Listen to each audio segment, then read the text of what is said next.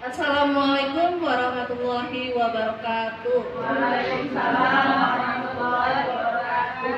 Nabi pun. Ya pun. Alhamdulillahirabbil alamin wassalatu wassalamu ala asyrofil anbiya'i wal mursalin wa ala alihi washabihi ajmain.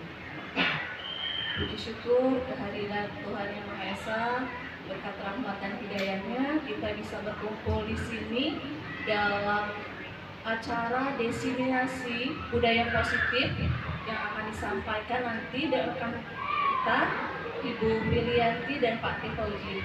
Beliau berdua adalah calon guru penggerak angkatan 11. Acara diseminasi ini adalah salah satu tugas akhir beliau di modul 1.4. Salawat dan salam kita hancurkan kepada Nabi Muhammad SAW agar kita dapat mendapatkan syafaat di akhirnya nanti. Amin. Kepada yang terhormat Ibu Kepala Sekolah yang mewakili serta teman-teman guru SD Negeri 1 Tanjung Agung, tanpa panjang dan lebar, acara diseminasi ini akan kita mulai. Pada sesi pertama ini, materi akan disampaikan oleh Ibu Filianti. Kepada Ibu Filianti, dipersilakan.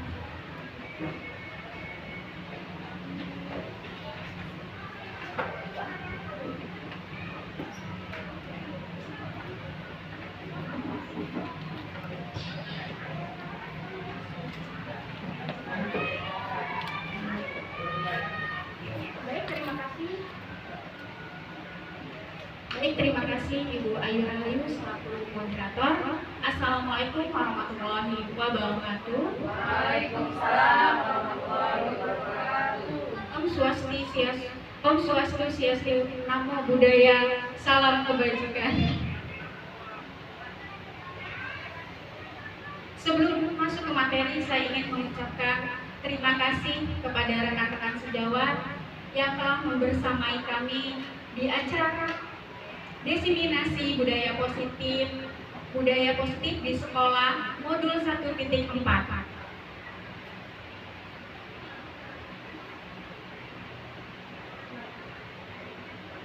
Sebelum saya memberikan materi, saya meminta teman-teman dan rekan-rekan untuk berdiri sejenak sambil menghadap teman sebelahnya.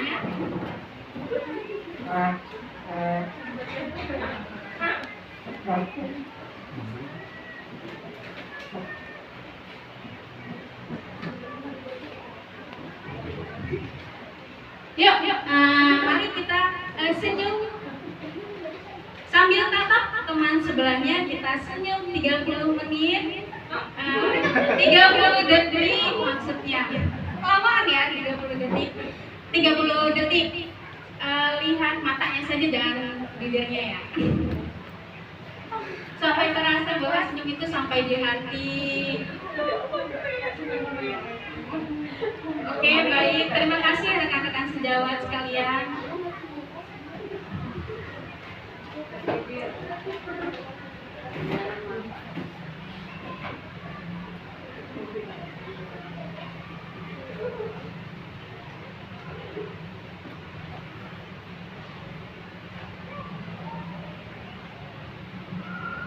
Biasa kita di kelas kita menentukan kesepakatan forum diseminasi dulu ya. Ini sudah saya buat.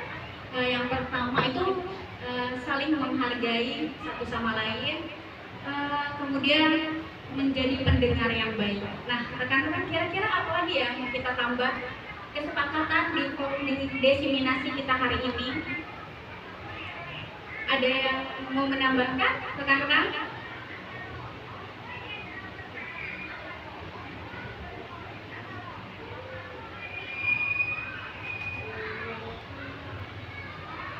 Kesepakatan forum diskusi dulu ya.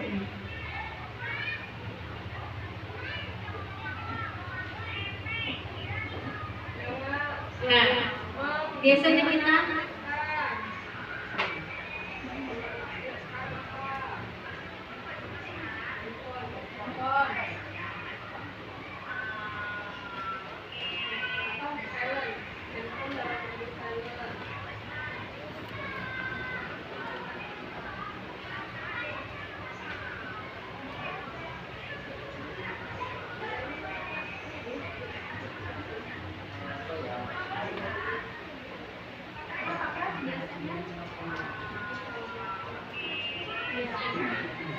Izin jika keluar. Ya, izin jika keluar ruangan. Boleh. Ada lagi rekan-rekan?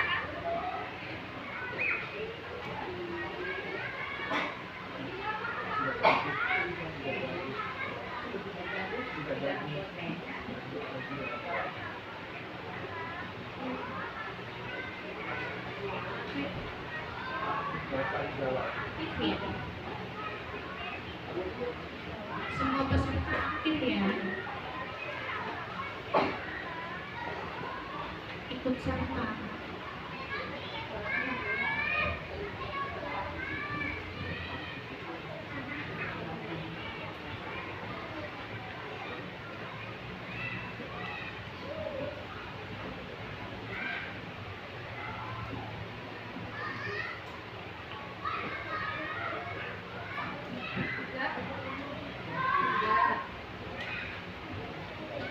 Ya, kesepakatan kita di forum desiminasi ini, kita menghargai siapapun yang berbicara, menjadi pendengar yang baik, handphone dalam mode silent, izin jika keluar ruangan, dan berpartisipasi aktif dalam diskusi desiminasi ini. Terima kasih rekan-rekan sekalian. Baik, masuk ke materi.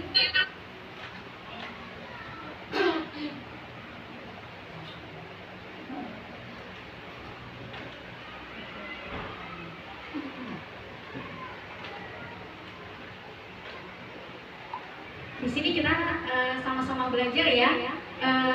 Mungkin ada yang lebih ahli. Konsep pendidikan menurut Ki Hajar Dewantara melibatkan pengakuan dalam pentingnya budaya lingkungan positif di sekolah, yang dimana mengutamakan bahwa peserta didik adalah objek atau pusat perhatian kita. Ki Hajar Dewantara memberikan intisari bahwa pendidikan bukan hanya tentang transfer pengetahuan, tetapi mencakup pembentukan karakter, pengembangan potensi setiap murid. Oleh karena itu, menciptakan budaya dan lingkungan yang mendukung, inklusif, dan memberdayakan di sekolah sangatlah penting dan kunci utama kita untuk mewujudkan visi misi di sekolah kita.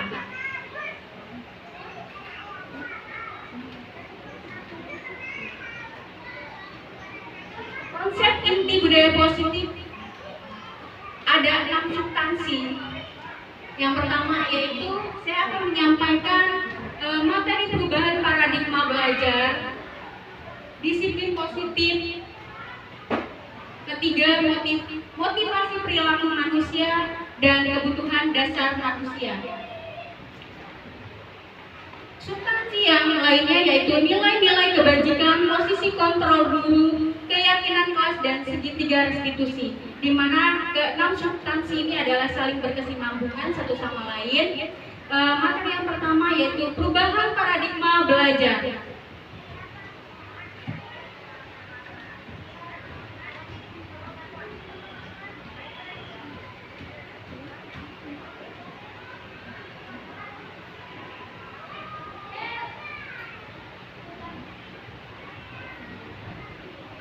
Pembelajar dengan paradigma baru, pembelajar dengan paradigma yang saya pelajari di guru penggerak ini, bahwa pembelajaran yang dirancang itu berdasarkan pembelajaran yang berdiferensiasi. Arti dari pembelajaran berdiferensiasi itu di mana bahwa murid adalah pusat objek pembelajaran yang bertujuan untuk memenuhi kebutuhan peserta didik kita sesuai dengan kemampuan dan bakat minat peserta didik kita. Lanjut.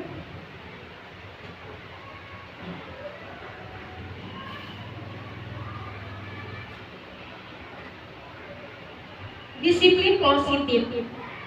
Bapak Ibu sudah tidak asing ya disiplin di telinga kita.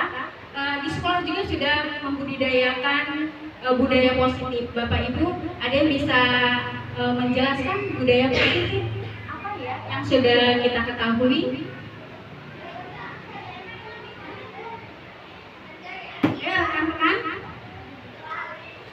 budaya positif. Disiplin sudah kita jalankan di sekolah.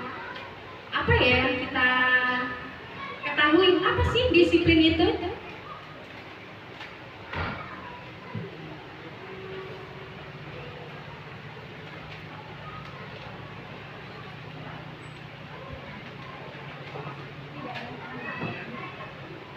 Disiplin.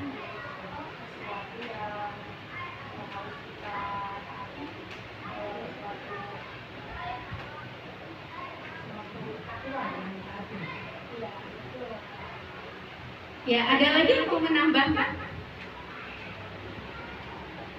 Apa ya disiplin yang ada di benak kita? Ya, Bu Ari, silakan.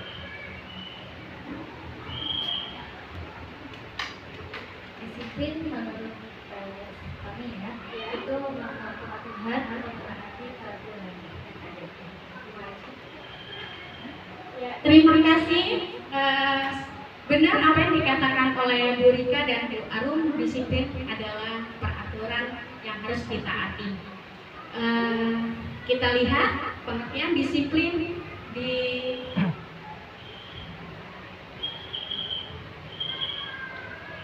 disiplin mempunyai arti yang artinya disiplina, artinya belajar, yang mengacu pada tanggung jawab terhadap apa yang dilakukan dan di dalamnya memiliki nilai-nilai kebajikan. Disiplin positif merupakan salah satu cara penerapan yang bertujuan untuk menumbuhkan kesadaran diri, memberdayakan peserta didik tanpa imbalan penghargaan, reward, ataupun hukuman.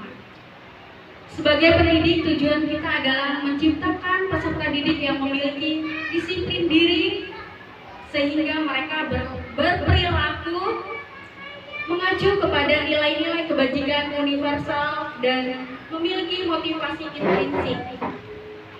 Nah, Bapak Ibu, disiplin ini adalah pembiasaan. Pembiasaan di mana di dalamnya memiliki nilai-nilai kebajikan atau universal yang lahir dari diri kita, yang terbentuk oleh motivasi intrinsik atau ekstrinsik. Slide selanjutnya, Bu.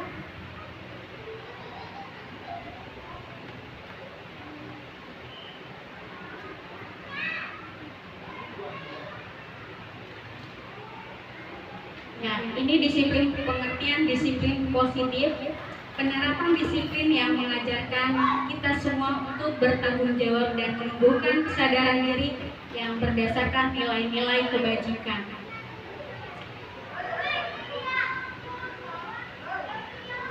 Kebutuhan dasar manusia. Ini materi yang paling saya sukai sebenarnya. Kebutuhan dasar manusia itu sesuatu yang kita lakukan untuk mendapatkan yang kita inginkan.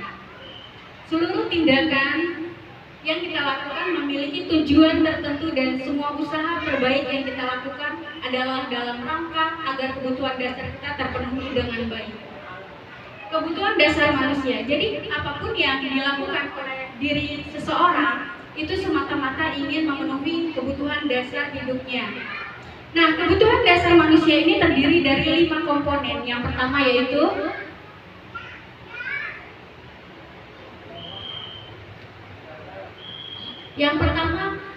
kebutuhan dasar manusia bertahan hidup atau survival.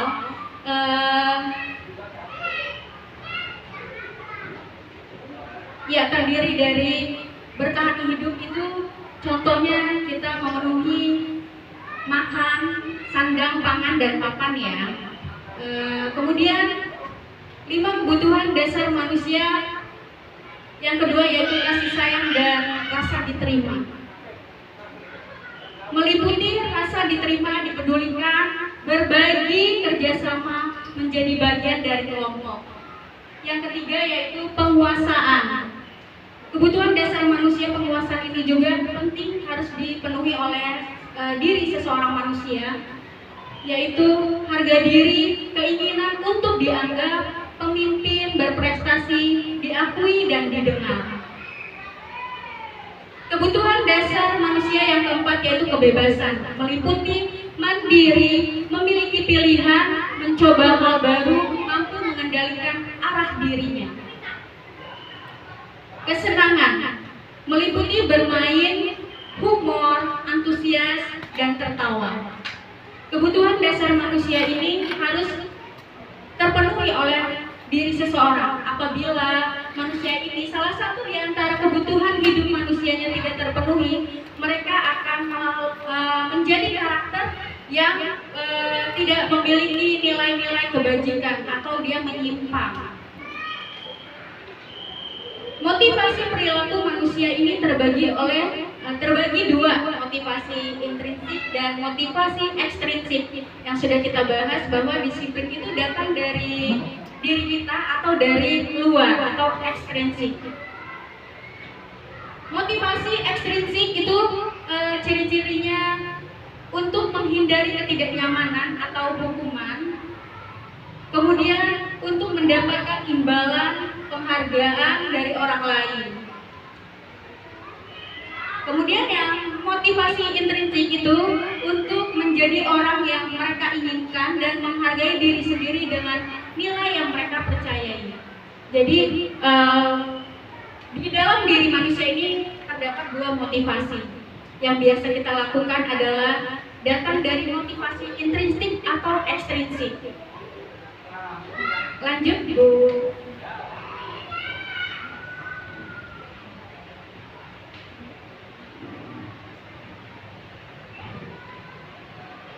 Ya, saya ingin bertanya sama teman-teman. Sudahkah ibu bapak masuk kelas tepat waktu? Sudah. Ada yang bisa memberikan alasan mengapa bapak ibu harus datang tepat waktu? Bisa dijelaskan teman-teman sekalian? Atau ingin mendapatkan penghargaan dari kepala sekolah, atau takut dihukum, dan sebagainya. Kira-kira datang dari mana motivasi kita untuk datang tepat waktu itu, ibu bapak sekalian? Jawab.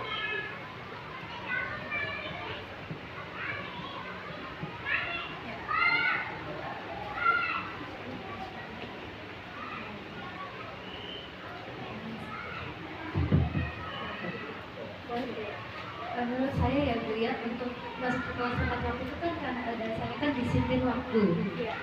Jadi karena ada disiplin waktu itu kita ya sebagai guru harus melaksanakan itu. Sebagai guru ya. Ya, betul sekali. Jadi kita sebagai guru harus menjalankan kewajiban kita untuk menjalankan tugas-tugas di sekolah. Nah, Bapak Ibu, saya mencontohkan saja diri saya. Saya datang tepat waktu. Mengapa saya datang tepat waktu? Mungkin Bapak Ibu juga menjalankan tugasnya dengan baik, datang dalam tepat waktu. Karena apa saya datang tepat waktu? Karena saya menghargai diri saya, karena saya meyakini bahwa disiplin datang dalam diri saya adalah hal yang penting untuk saya miliki untuk sebagai menjadi tauladan bagi murid-murid saya di sekolah. Nah, itu kira-kira faktor intrinsik atau ekstrinsik ya, teman-teman? Ya, datang dari motivasi intrinsik, yaitu kesadaran diri sendiri untuk bertanggung jawab dan mandiri. Kemudian motivasi yang paling banyak yang dilakukan perilaku anak-anak kita di sekolah biasanya motivasi ekstrinsik atau motivasi intrinsik ya, Bapak Ibu?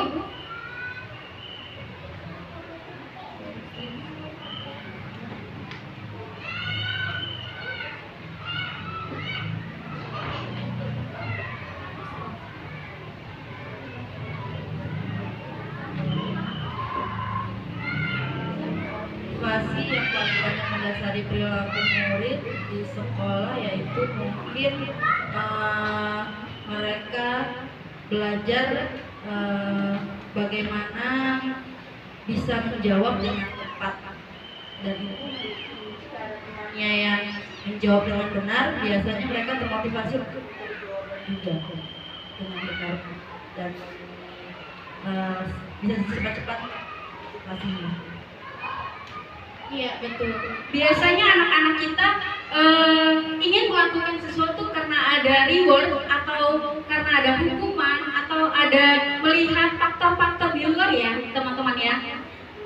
Jadi sehingga mereka tuh melakukan motivasi yang ada dalam diri mereka itu karena faktor dari luar atau motivasi ekstrinsik.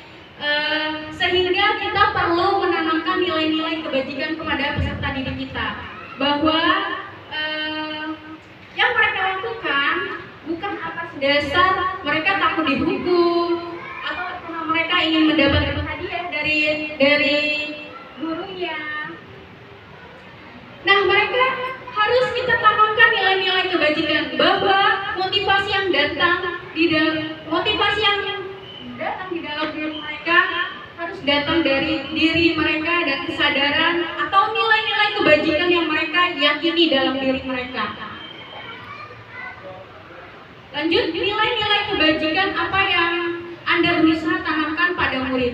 Ya, kita sebagai wali kelas biasanya sudah kita tanamkan nilai-nilai kebajikan untuk murid. Biasanya Bapak Ibu menanamkan dan menegaskan nilai-nilai kebajikan yang seperti apa Bapak Ibu di kelas. Kita biasanya sudah membuat keyakinan-keyakinan kelas ya, dan di situ terdapat nilai-nilai kebajikan yang tidak terlihat yang akan kita bentuk di peserta didik kita. Nilai-nilai kebajikan yang seperti apa biasanya Bapak Ibu yang sudah kita tanamkan kepada peserta didik kita? Saling menghargai dengan teman, tanggung jawab dalam mengerjakan tugas,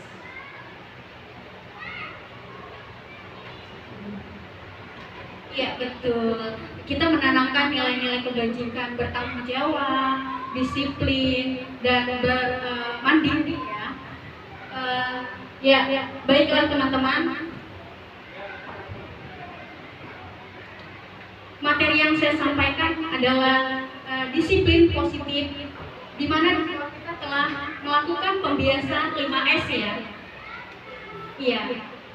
Ya ada 5S, senyum, salam, sapa, sopan, dan santun. Selain itu kita juga telah menerapkan tentang ibadah sholat duha, yang dimana kita menekankan nilai kebajikan tentang religiusan. Lanjut.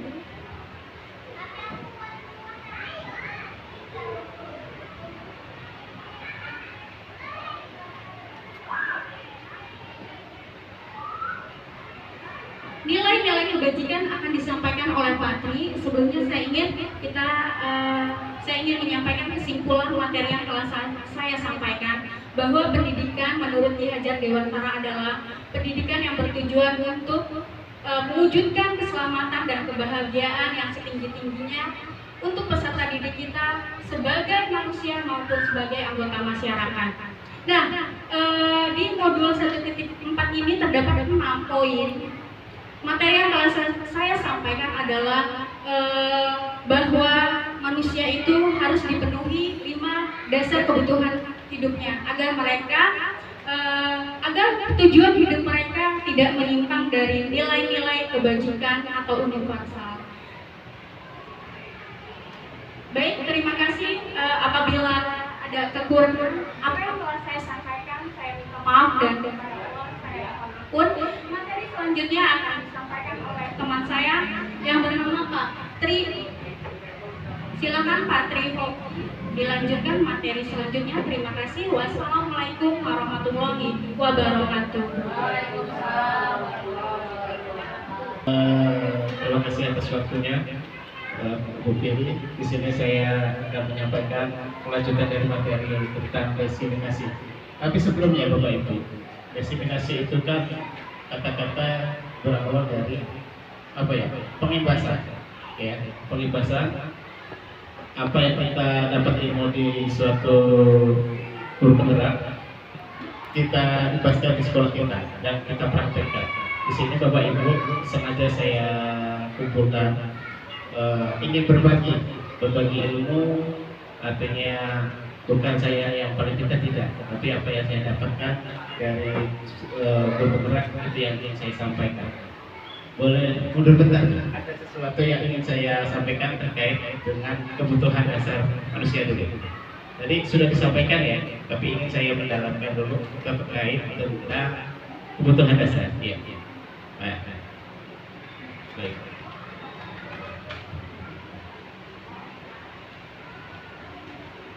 Nah, baik, Bapak Ibu, kebutuhan dasar manusia itu adalah sesuatu yang wajib, ya, yang wajib didapatkan oleh semua manusia, ya.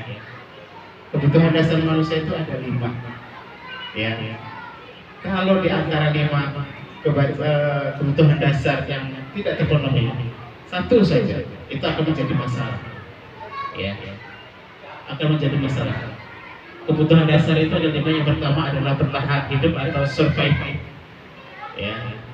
Kemudian kasih sayang dan rasa diterima. Kemudian yang ketiga adalah penguasaan. Yang keempat adalah kebebasan, dan kelima adalah kesenangan. Saya ingin berbagi pengalaman tahun kemarin di kelas 5, ya. Kebutuhan dasar tadi saya sudah katakan, kalau di antara 5 ini 1 yang kurang akan menjadi masalah, ya. Bertahan hidup, makan, pakaian, tempat tinggal, keamanan, dan kesenangan. Bapak Ibu, kemarin ada kasus di kelas saya, di kelas 5C tahun kemarin, terkait ada 2 poin yang ingin saya sampaikan. Tinggal kita nanti menempatkannya. Tolong bantu saya, posisi mana anak ini kebutuhan yang belum terpenuhi. Namanya si Riko, ya. Riko itu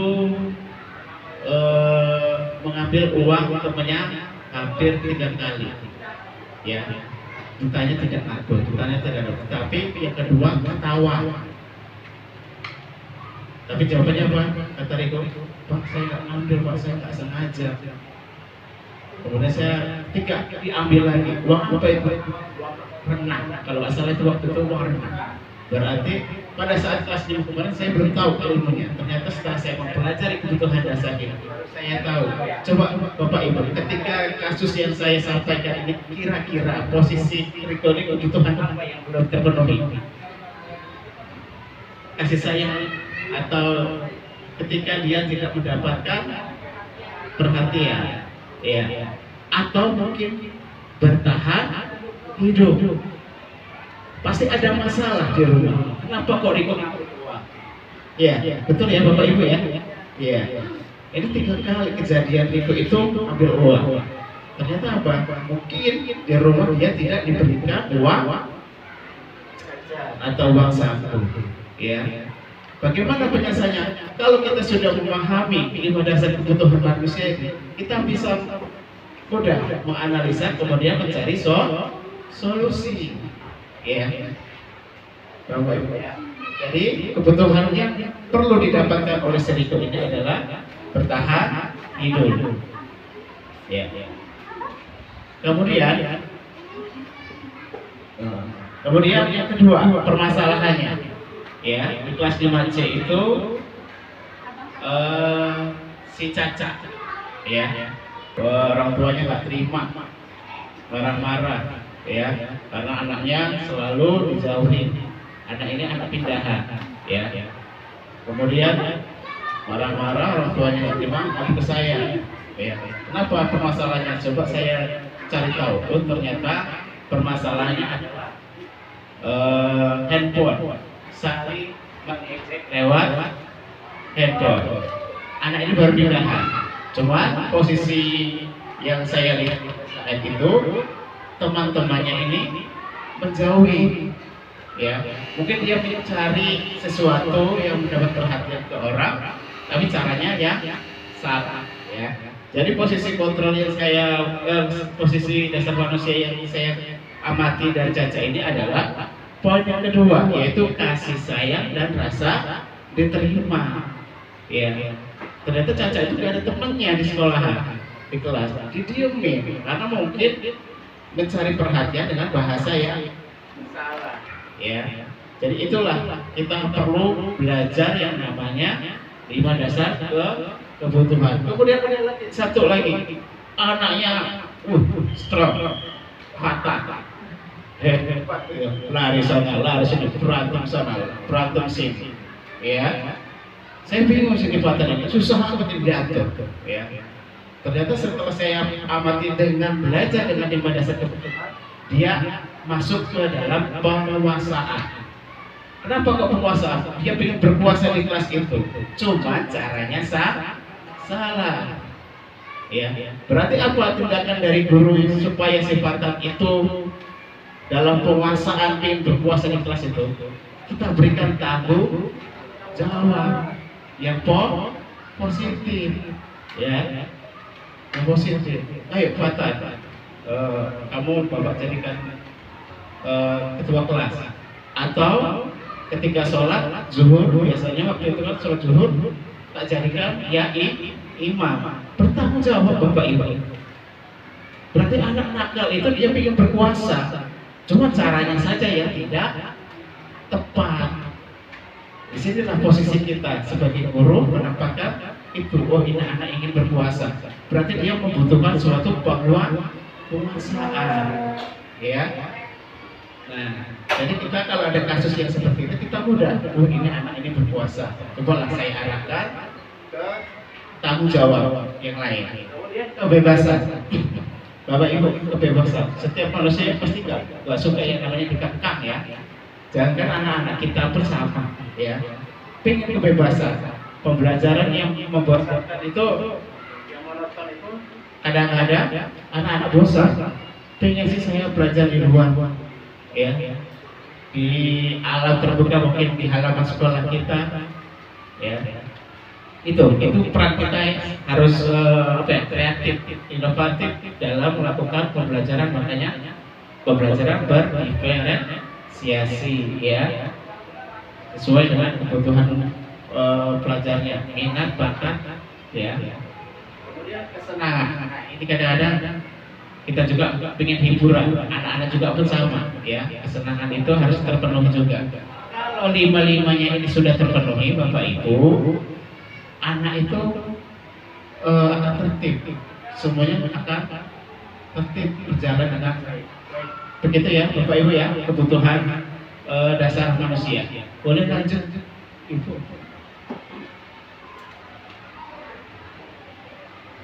Oke, dari sudah disampaikan juga, hanya menekankan kembali motivasi perilaku, ya. Motivasi perilaku manusia untuk menghindari ketidaknyamanan atau hukuman. Biasanya kalau saya berangkat dari sekolah itu motivasinya apa? Ya, kalau pagi takut, kalau siang takut ditegur pas sekolah. Ya, kalau pagi takutnya nanti dibilangin cari perhatian, ya. Ya, makanya motivasi Bapak Ibu, ya, motivasi ekstrinsik dari luar dan motivasi intrinsik. Lebih bagus kita melakukan adalah motivasi intrinsik dari dalam diri dulu. Perbaikan. Saya memang sebagai pendidik, saya harus berangkat lebih pagi, bukan mencari sesuatu penghargaan, tidak, tapi memang kita adalah sebagai, ya. Tapi kadang-kadang manusia itu menginginkan, tidak dulu diri untuk mendapatkan sebuah penghargaan juga. Ya, itulah faktor ekstrinsik, ya. Dibanggakan itu manusia juga. Kita perlu apa, ya, sesuatu pujian terhadap kita supaya kita juga lebih semangat. Ya, tapi lebih baik faktornya adalah yang pertama, yaitu motivasi intrinsik. Boleh lanjut, Ibu? Ya, tunggu. Ya. Nah, sekarang lanjut ke nilai-nilai kebajikan, ya. Nilai yang disepakati bersama lepas dari suku, bangsa, agama maupun latar belakang, ya. Kemudian contoh nilai kebajikan institusi atau organisasi. Yang pertama adalah profil Pancasila, yaitu beriman dan bertakwa pada Tuhan Yang Maha Esa, beranak mulia, berkebinekaan global, gotong royong, mandiri, kreatif, dan bernada kritis, ya. Ini Pancasila di dalam kurikulum Merdeka. Ya, Bapak Ibu, apa yang sudah saya lakukan itu yang pertama itu tentang beriman dan bertakwa.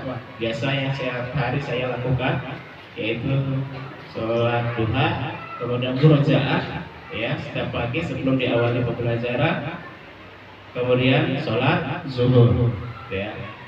Itu yang akan saya lakukan, insya Allah ya, insya Allah akan terus menerus akan saya lakukan.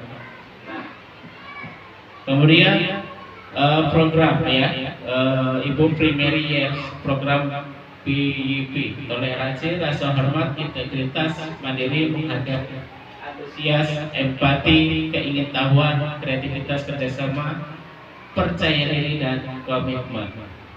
Kemudian keterampilan hidup atau life skill, dapat dipercaya, lurus, hati, pendengar aktif, tidak merendahkan orang lain, dan memberikan yang terbaik dari diri. Boleh Bu lanjut.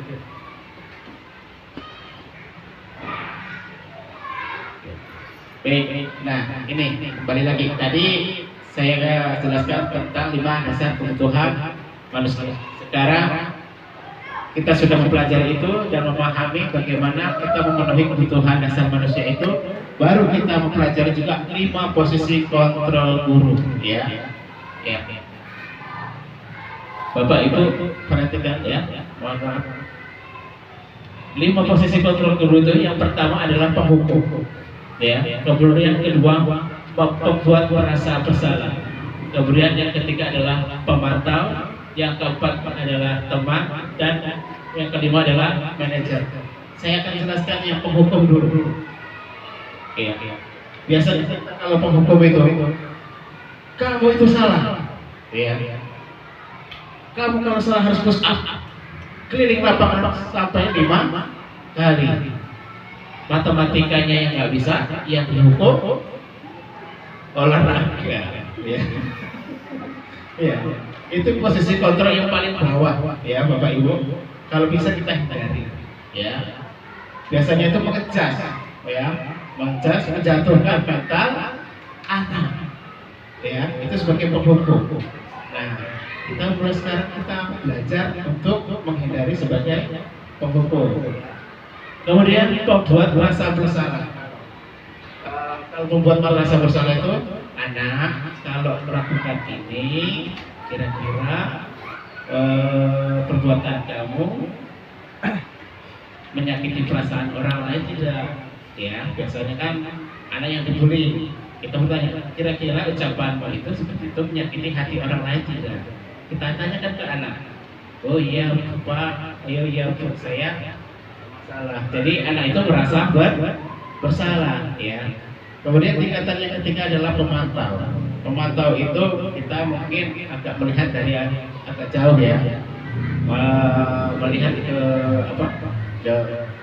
dari anak itu sendiri dari jauh. Kemudian yang keempat ada sebagai teman. Kalau sebagai teman itu gini Bapak Ibu contohnya, anak telat sekolah. Ayo si Fatan telat. Ayo Fatan ini loh. Wah, telat terus sih, maksudnya gimana? Gak kasihan tak sama bapak ya kamu terlambat terus. Jadi apa ajakan kita itu sebagai teman. Jadi anak itu merasa agak lebih nyaman, ya. Kemudian apa kok kesalahan anak-anak itu biasanya kita ajak sebagai teman, kita gandeng. Ucapannya pun sebagai teman, walaupun kita adalah sebagai. Kemudian yang terakhir adalah yang tertinggi. Nah, ini yang kita harus belajar, ya. Posisi manajer, ya. Manajer ini tingkatan yang paling atas, ya, Bapak Ibu. Manajer ini kita tidak, kalau ada kasus kita mencari validasi dulu, kemudian menganalisa tindakan, terakhir adalah tindakan, kemudian yang terakhir itu adalah solusinya, kebajikan. Iya. Seperti itu dengan posisi kontrol. Mudah-mudahan Bapak Ibu guru SD Tanjung Agus semuanya bisa menjadi posisi yang nomor 5, ya. Manager, ya. Dari poin yang Nomor 1 sebagai penghukum. Barang-barang bentak-bentak ya kita hindari ya. Kemudian lanjut ke miskonsepsi tentang teori kontrol ya.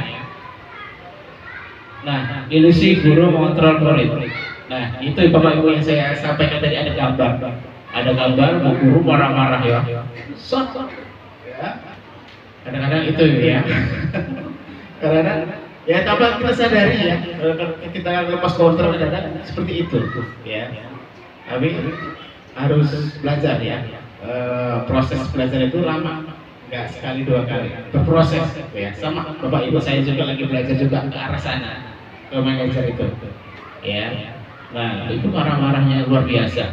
Ilusi bahwa kritik dan membuat rasa bersalah mampu menguatkan karakter ya, membuat perasaan bersalah. Kita kan kira-kira perlakuanmu itu terhadap kawanmu itu kira-kira baik atau tidak? Oh, pasti jawabannya oh enggak Pak, oh enggak Bu, saya pasti ucapan saya itu salah. Jadi kita membuat obrolan itu biar anak itu merasa apa yang dilakukan adalah salah ya. Kemudian ilusi bahwa semua penguatan positif, efektif dan bermanfaat. Dan yang terakhir adalah ilusi bahwa orang dewasa berhak memaksa. Oke, ya. Kemudian lanjut.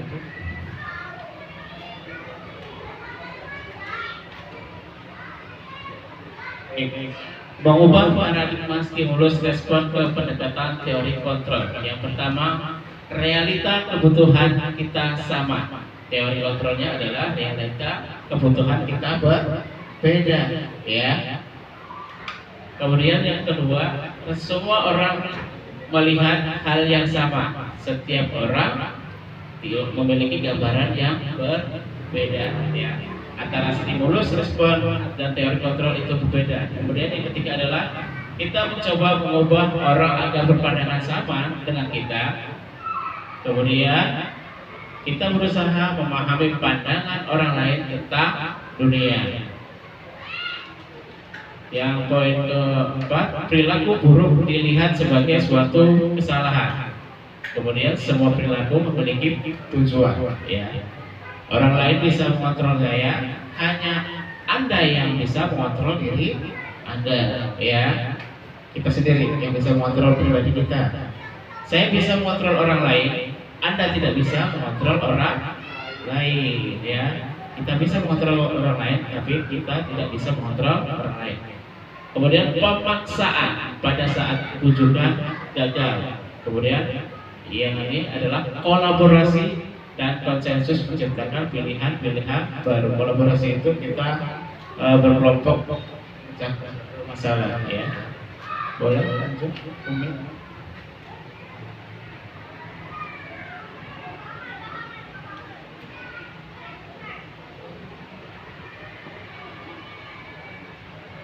Ya. Tadi posisi kontrol kita sebagai guru, ya. Ada hukuman, konsekuensi, dan restitusi. Mungkin kalau hukuman dan konsekuensi kita sudah biasa mendengarkan. Tapi restitusi itu apa sih? Ya. Nah, di sini kita akan belajar bersama-sama tentang ketiga. Ya. Tapi saya tentang hukuman juga. Hukuman itu biasanya tidak terencana dan tiba-tiba. Anda tidak mengerjakan PR, langsung spontanitas kita. Udah langsung lari lapangan 10 kali. Kalau enggak push, ya. Kalau tidak lagi apa lagi? Membersihkan kamar mandi, ya.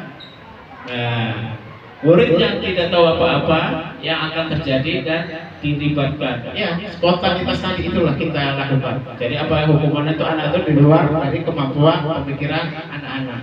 Terkadang kita juga spontan juga ngasih hukumannya, ya, karena kesel kali ya. Kemudian bersifat satu arah, ya, cuma dari omongan guru ke murid, ya, tidak ada terlibat dari muridnya. Kemudian berupa fisik, hukuman, ya. Tadi yang saya contohkan tadi hukumannya pasti terkena mentalnya dulu, ya. Kita marah-marah menunjuk-nunjuk anak, kemudian fisiknya biasanya lari-lari lapangan tadi, membersihkan kamar mandi dan lain ya. Kemudian konsekuensi, kalau konsekuensi itu beda sama hukumannya ya. Bersifat kayak kesepakatan kelas, kalau melanggar ada konsekuensinya apa yang dilanggar ya. Pasti kalau konsekuensi itu sudah terencana ya, karena apa? Sudah disepakati sesuai aturan yang sudah dibuat ya. Gini Bapak Ibu, bedanya peraturan dan kesepakatan. Kalau peraturan itu hanya satu pihak yang membuat ya, hanya satu pihak yang membuat. Kalau kesepakatan itu bersama-sama dengan murid. Jadi kalau melanggar pasti ada konsekuensinya. Nah, konsekuensinya itu kita musyawarahkan bersama juga dengan anak-anak ya. Kemudian murid tetap dibuat tidak nyaman, sikap guru memonitor murid. Nah, itu konsekuensinya. Kemudian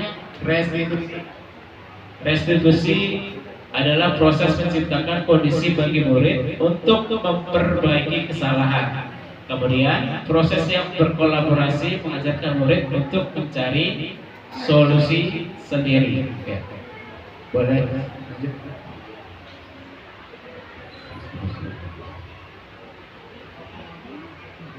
Baik ya, ini tadi Bapak Ibu.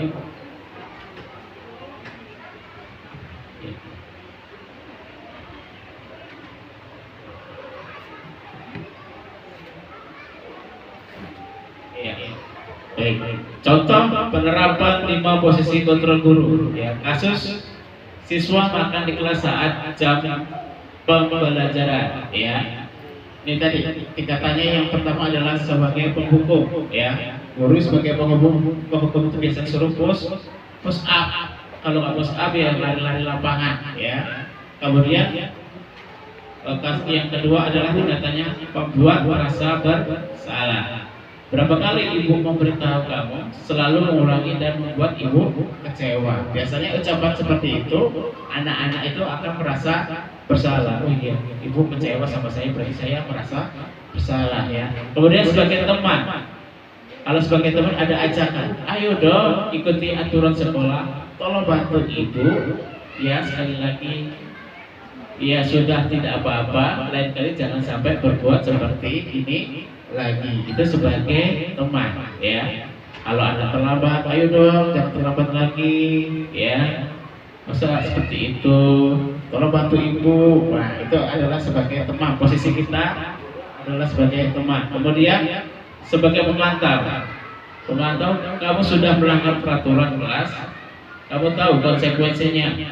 Buang makananmu, keluar besok, jangan diulangi lagi ya, sebagai pemantau. Kemudian manajer ya, apakah kamu tahu kesalahanmu? Kira-kira bagaimana memperbaiki kesalahan? Kalau ini manajer ya, ya. Boleh lanjut nanti bisa di terakhir restitusi. Nah, kira-kira Bapak Ibu, saya kecewa sekali dengan kamu. Posisi kontrol apa yang membuat rasa bersalah? Ada yang lain Bapak Ibu? Saya kecewa sekali dengan kamu. Dari posisi kontrol tadi ya. Oke, boleh lanjut kita lihat jawabannya.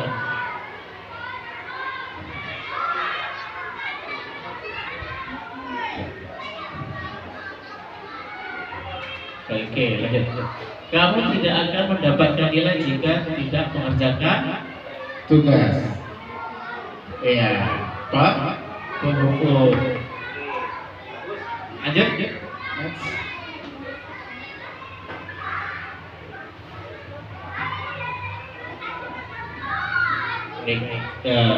Ya, sekarang masuk ke keyakinan kelas. Mengapa keyakinan kelas dan bukan peraturan kelas? Tadi Bapak Ibu ya, saya jelaskan. Kalau peraturan dan keyakinan kelas atau kesepakatan kelas itu ada dua. Ya.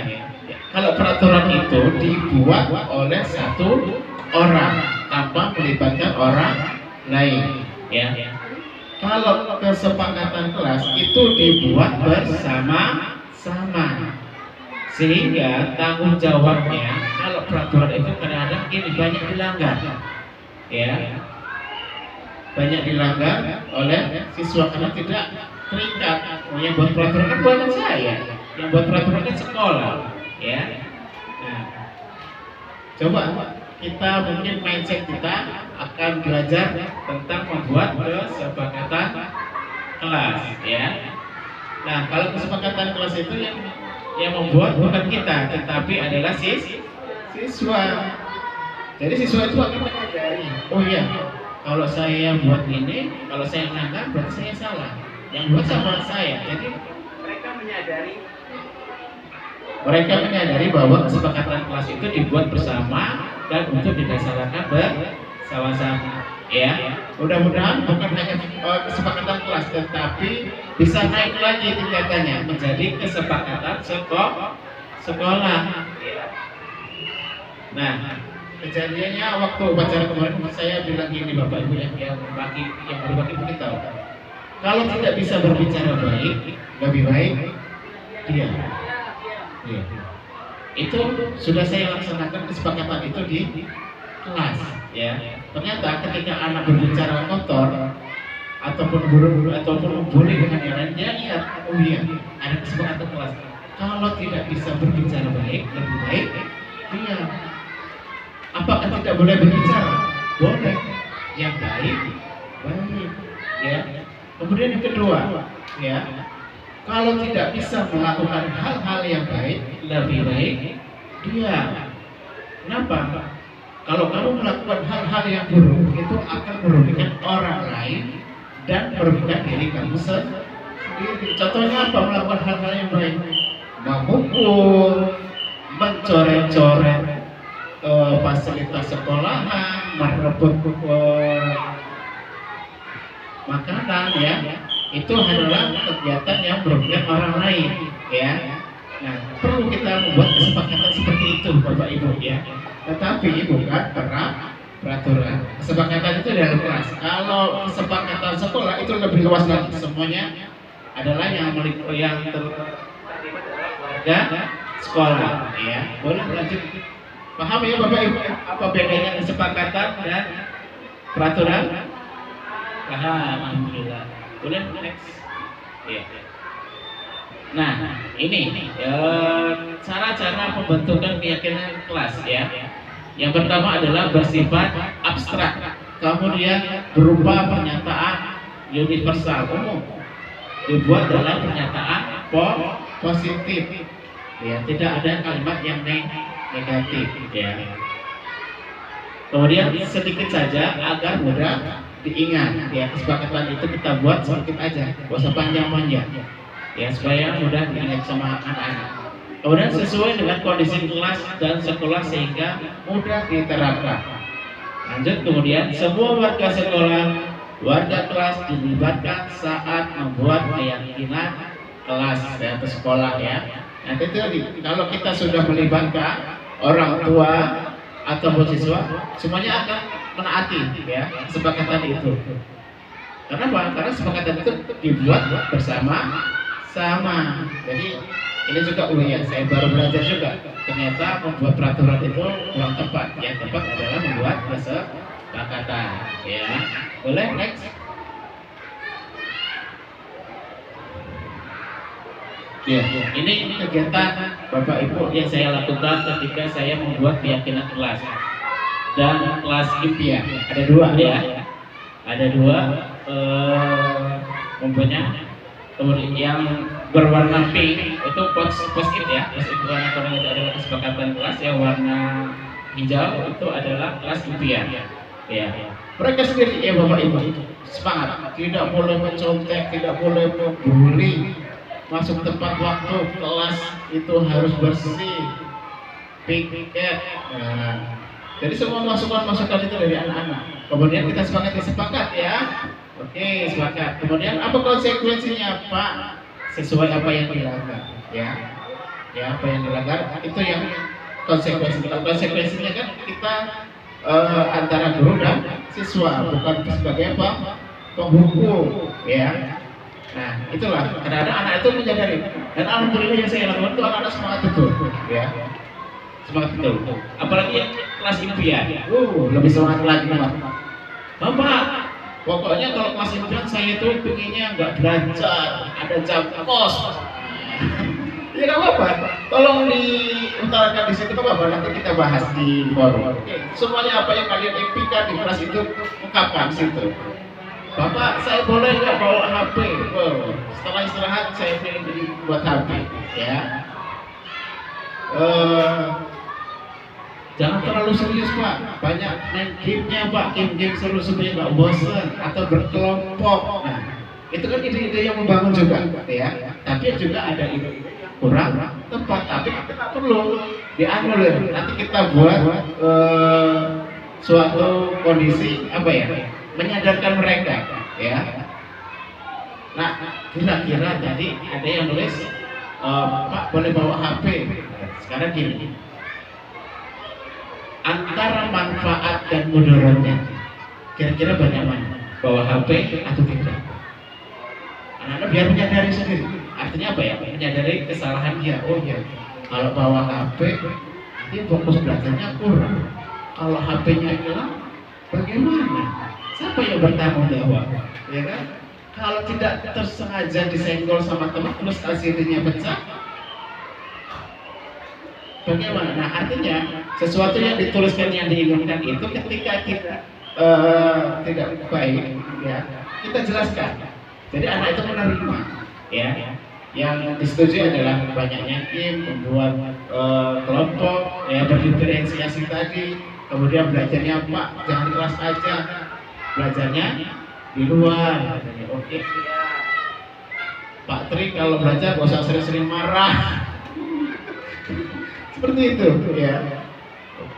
Itu adalah masukan-masukan, ya. Keseluruhannya boleh bisa di situ nggak sih video ini? Nggak bisa ya? Oh enggak ini aja lah ya. Oke, nggak apa-apa. Oh lanjut deh. Nah ini keseluruhannya, ya. Ketika membuat kesepakatan kelas, ya, dibuat post-it. Jadi anak-anak itu semangat betul. Bapak Ibu, oke, ya, seperti itu pembuatan kesepakatan kelas, ya. Mudah-mudahan kita bisa menerapkan itu semuanya Bapak Ibu, ya. Baik, lanjut ke segitiga restitusi ini yang tadi yang saya katakan bahasanya bahasa baru yang mungkin sedikit dari kita kurang memahami apa itu segitiga restitusi, ya. Segitiga restitusi itu adalah suatu proses dialog yang dijalankan oleh guru agar dapat menghasilkan murid yang mandiri dan bertanggung jawab, ya. Ada 3, ya, posisinya. Oke. Baik, sini ya. Nah, ada 3 posisinya, yaitu validasi tindakan bersalah, kemudian menanyakan keyakinan, dan stabilkan identitas. Yang pertama adalah stabilkan identitas dulu Bapak Ibu. Biasanya ini untuk menyelesaikan kasus-kasus, ya. Kasusnya biasanya berantem, ya. Contoh kemarin saya menyelesaikan kasus misalkan 2 anak perempuan tidak sengaja menjatuhkan kawannya, menjatuhkan botol air minum. Nah, sedangkan botol air minum itu pecah, kemudian nggak terima, marah-marah, ya, minta ganti rugi, kemudian berkata kotor, ya, berkata yang tidak membuli lah, ya, menghakimi gitu, ya. Nah, kemudian saya panggil posisi kontrol kita, ya, kita menanyakan dulu masalahnya apa. Masalahnya adalah menjatuhkan air minum, ya, tumbler kesayangannya, ya. Kemudian kenapa kamu bisa seperti itu? Iya Pak, ini kan saya minum kesayangan saya. Oh iya. Kemudian kata temannya satu lagi, Pak saya kan nggak sengaja menjatuhkan itu. Nah disitulah kita menstabilkan identitas. Wajar kalau si Ica, misalnya yang punya tumbler marah karena itu adalah botol air minum kesayangannya. Bapak pun akan sama. Nah, kita di situ kita masuk ya, menstabilkan Bapak pun akan sama. Ketika barang kesayangan Bapak jatuh pasti akan marah ya. Jadi si anak itu apa ya, tidak merasa disalahkan ya bersama yang memecahkan itu.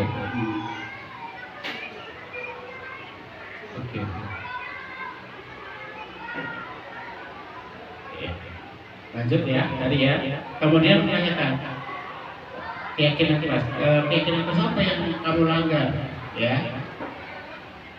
Terkait itu ya Pak, saya tidak berkata baik ya, berkata apa ya, kurang baik, mengucapkan menghina teman-teman yang mecahin kaca tadi. Kemudian dari yang pecahan pun sama, saya minta maaf Bapak, saya yang ganti ya, seperti itu. Kemudian validasi tindakan yang salah. Oke, lanjut ya. Berdasarkan prinsip perilaku berupaya memenuhi suatu kebutuhan ya. Kamu pasti punya alasan. Nah, ditanyakan juga alasannya. Kamu pasti punya alasan mengapa melakukan hal itu. Kemudian padahal kamu bisa melakukan yang lebih buruk dari ini. Biasanya bisa memukul setelah memecahkan kaca itu ya Pak, tabler gitu ya. Kamu patut bangga karena melindungi sesuatu yang penting buat adalah barang kesayangannya itu. Kemudian kamu melakukan karena mempertimbangkan sesuatu yang penting bagimu.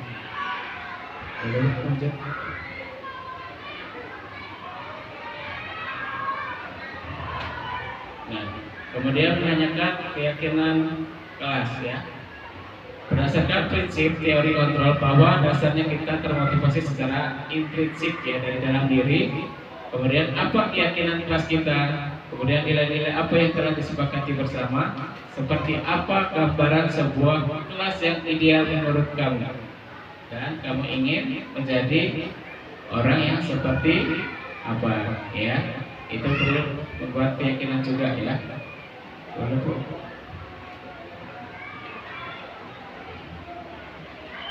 Oke, baik.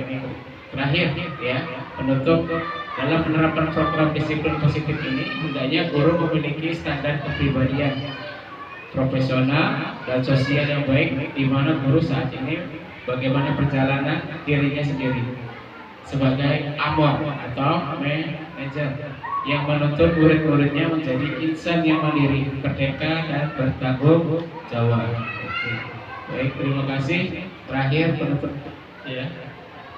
Ya, terima kasih Bapak Ibu. Di sini saya melakukan diseminasi budaya positif. Saya tutup tanya jawab ya. Tanya jawab. Mungkin 2 atau 3 kita melakukan sesi tanya jawab. Saya sama Bu Fili yang akan berkolaborasi untuk tanya jawab.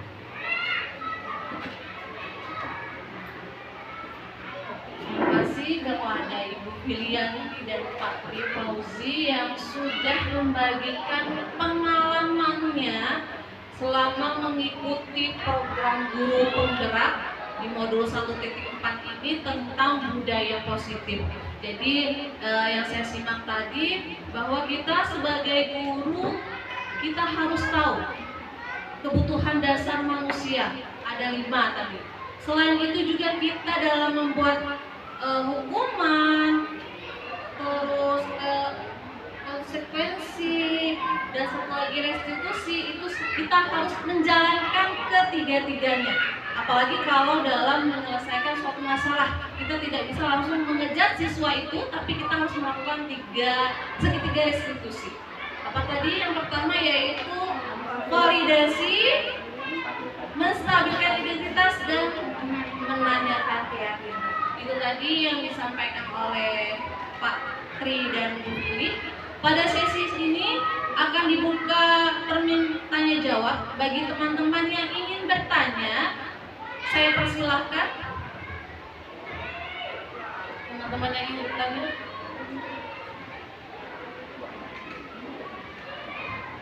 Silakan yang ingin bertanya. Ibu Tati, silakan Bu Rita. Baik, terima kasih atas waktunya. Di sini saya ingin saya ingin bertanya ya Pak ya. Ada beberapa kasus sih dengan teman-teman yang lain juga mungkin ada yang sama. Kita kan di kelas tuh ada anak-anak yang terlambat sekolah, sama mereka sering kata-kataan, ngejek. Nah pertanyaannya, bagaimana cara menemukan segitiga resolusi itu dan langsung komunikasi seperti itu? Itu saja, terima kasih. Assalamualaikum warahmatullahi wabarakatuh. Terima kasih kepada Ibu Puspita. Ibu Puspita bertanya bagaimana cara menghadapi siswa-siswa yang terlambat dari sekolah. Silakan dijawab Pak Tri atau Ibu ingin dua.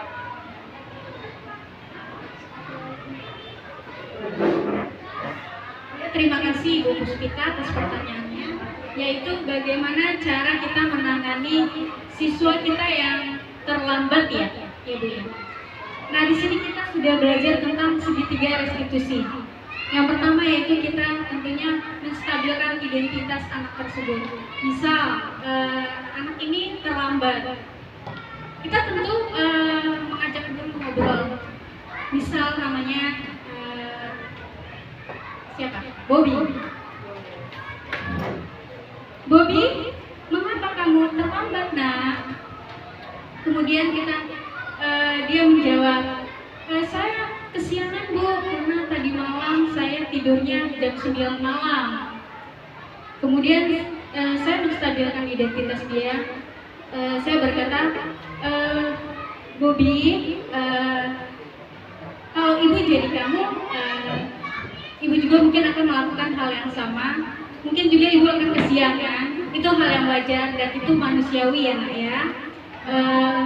Nah, Bobby, agar kamu tidak kesiangan, seharusnya kamu tidur jam berapa nak?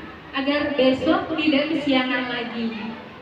Baik Bu, saya akan tidur lebih awal, mungkin dia bilang ya. Saya tidak akan tidur malam. Mungkin saya akan tidur jam 8 malam ya Bu ya. Baiklah Bobby, apakah kamu meyakini bahwa nilai itu akan kamu laksanakan besok? Di sini kita menyadarkan dia bahwa dia telah menyepakati bahwa dirinya besok akan berubah begitu. Kemudian kita menanyakan keyakinan kelas kepada anak tersebut. Bobby, keyakinan kelas apa nak yang sudah kamu langgar? Tidak disiplin Bu. Ya betul Bobby, kamu telah melanggar keyakinan kelas yang telah kita sepakati. Apakah kamu bersedia besok tidak akan mengulanginya lagi? Iya Bu, saya berjanji tidak akan mengulanginya lagi dan itu atas kesadaran diri saya. Baiklah, Bobby, kamu kembali ke kelas ya. Iya Bu, terima kasih atas solusi yang Ibu berikan untuk saya. Ya Bobby, silakan kembali ke tempat duduk kembali. Seperti itu Bu. Jadi yang pertama kita menstabilkan identitas dia supaya emosional dia turun, stabil. Kemudian kita memvalidasi kesalahan dia bahwa dia itu telah melanggar keyakinan kelas. Baru kita menanyakan untuk dia bisa menyadari dirinya bahwa dia bakal tidak akan mengulangi pelanggaran yang telah dia buat, yaitu menanyakan keyakinan kelas. Seperti itu lebih kurangnya Bu Puspita. Apa ada yang ingin ditanyakan lagi? Sudah paham? Ya, baik, terima kasih Bu Puspita. Teman-teman, ada yang ingin bertanya lagi? Kami persilakan.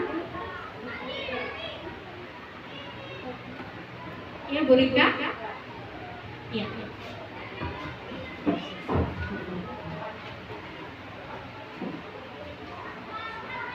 Terima kasih untuk pertanyaan saya ingin bertanya, bagaimana cara menumbuhkan disiplin positif intrinsik dari diri anak itu sendiri, yang sedangkan dari rumah, misalkan dari lingkungan rumahnya saja.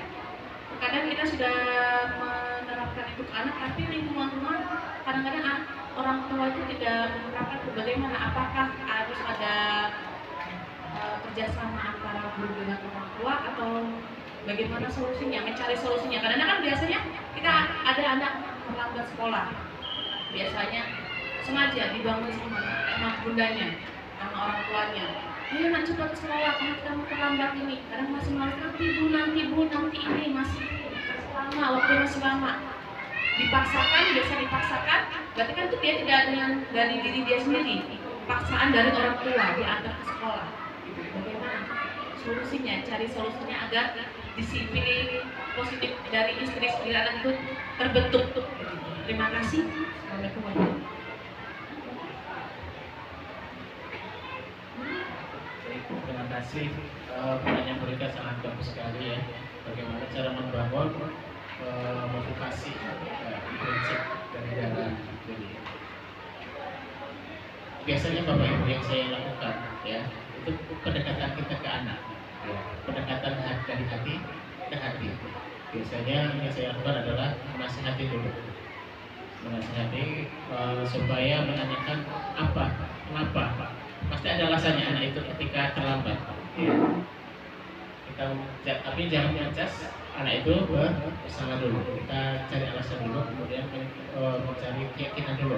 Kira-kira kalau kamu terlambat melanggar keyakinan sepakatan sekolah enggak? Pasti anak akan menjawab iya. Ya. Kita dari faktor dari guru ke anak dulu. Kemudian kita tanya lagi, kapan kira-kira kamu akan berubah dan telah masuk supaya tidak terlambat. Misal kamu kalau jadwal sekolah kita jam berapa sih masuk kalau pagi? Jam 7.15. Seandainya kalau kamu datang 7:20, kira-kira terlambat atau tidak? Pasti anak itu akan berpikir, oh iya terlambat. Nah, gimana caranya supaya tidak terlambat? Bangun pagi. Caranya bagaimana supaya bangun pagi? Mungkin dibangun orang tua atau memasang jam alarm. Ya. Kemudian kita membuat motivasi anak itu supaya tergugah, ya. Ini yang penting. Memang nggak sekali dua kali, mungkin bisa bertahap ya untuk memotivasi anak itu. Tapi kembali lagi, bagaimana kedekatan kita sebagai guru kepada murid. Kadang-kadang kalau kita jadi idola, anak-anak itu biasanya omongan kita tuh duduk ya didengar. Apa kata Pak Guru. Biasanya orang tua pun kalau ngomong tetap akan salah, yang benar adalah guru ya. Disitulah mungkin kita bermain kedekatan hati kita ya, berubah dari faktor ekstrinsik yang mungkin dari luar ya, mungkin dari dalam kita mau kamu harus mandiri ya, mandiri. Kemudian perlu juga kita kerjasama dengan orang tua ya, komunikasi antara guru dan orang tua itu tetap penting ya, harus dua arah ya, dua arah supaya perubahan anak itu, kekurangan ataupun kebaikan itu orang tua harus tahu. Jadi kita harus sama-sama kerja sama ya, kerja sama pasti antara orang tua dan guru kerja sama, pasti anaknya pasti akan menjadi lebih baik. Itu sih jawaban dari saya. Nah, kalau ada tambahan dari Ibu Bin, ya cukup. Gimana Bu? Kembali saya mau mengumpulkan. Iya, terima kasih. Terima kasih teman-teman sudah atas pertanyaannya dari Bu Puspita dan Ibu Rika. Kita tadi saya ada ambil kesimpulan bahwa dalam menghadapi siswa pada intinya kita harus melaksanakan segitiga restitusi, menstabilkan identitas, validasi, dan yang terakhir adalah keyakinan keras. Kalau kita sudah menjalankan segitiga restitusi itu, insya Allah akan ada perubahan pada siswa. Itu ya teman-teman ya. Acara diseminasi ini sudah disampaikan dengan sangat baik oleh teman kita Ibu Billy dan Pak Tri. Semoga ilmu yang mereka bagikan ke kita, yang mereka sharing, dapat kita ambil dan kita terapkan di sekolah kita, sehingga kedepannya sekolah kita menjadi lebih baik lagi. Saya selaku pembawa acara mohon maaf apabila ada kata-kata saya yang salah. Saya akhiri. Wassalamualaikum warahmatullahi wabarakatuh.